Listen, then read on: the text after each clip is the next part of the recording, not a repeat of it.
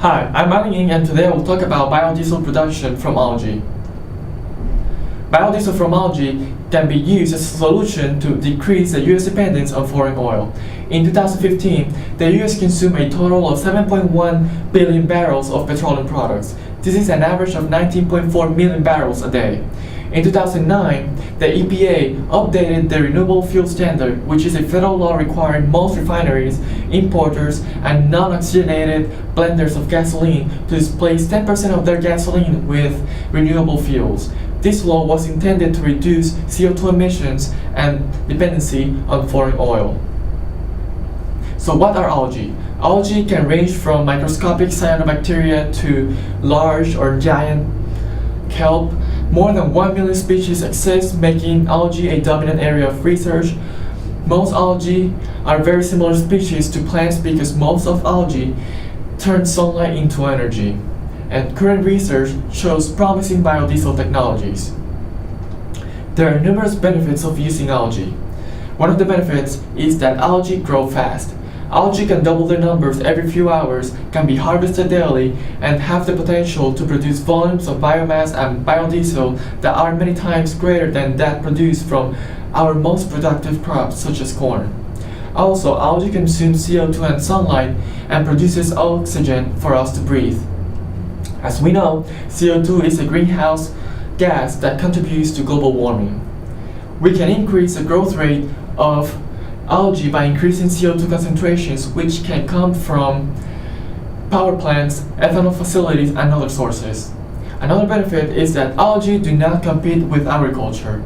Algae uses both land that in most cases is unsuitable for traditional agriculture, as well as water sources that cannot be used for other crops, such as seawater, brackish water, and wastewater. Other benefits include the high biomass productivity. The key to algae's potential as a renewable fuel source lies in the high biomass productivity that can be cultivated in a given area. Based on research, algae can be 10 to 100 times more productive than traditional feedstock. Microalgae or algae is used as food, fuel, and feed. Also, microalgae can be cultivated to have a high protein and oil content. Then this can be processed to produce animal feeds and biofuels, or both. Moreover, algae is currently being used in dietary supplements to advance human health.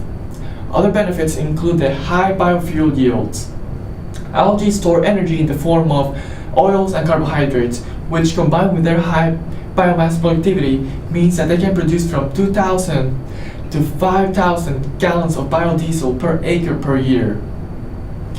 Once the oil is extracted, the leftover algae can be dried and pelletized and used as fuel in industrial boilers, as well as other power generation sources. The current methods to extract oil from algae are very effective. One of the methods is called the hexane solvent method. This method involves pressing the algae to extract the oil.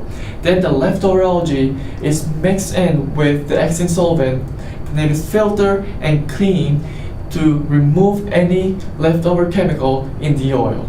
This method can remove up to 95% of the oil from algae. Another method is the supercritical fluids method. This method uses carbon dioxide as the supercritical fluid, which is when a substance is pressurized and heated to a temperature very high in order to change its composition into a liquid as well as gas. At this point, CO2 is mixed with the algae. When they're combined, the algae turns completely into oil. This method can extract up to 100% of the oil in algae. Once the oil is extracted, the mixture is refined using fatty acid chains in a process called transesterification, which we'll learn in class. In this process, a catalyst such as sodium hydroxide is mixed with an alcohol such as methanol to produce biodiesel and glycerol. Then another separation or purification step is followed in order to remove the glycerol, leaving us with our desired product of biodiesel. Therefore, I recommend algae as a source of biodiesel. Thank you.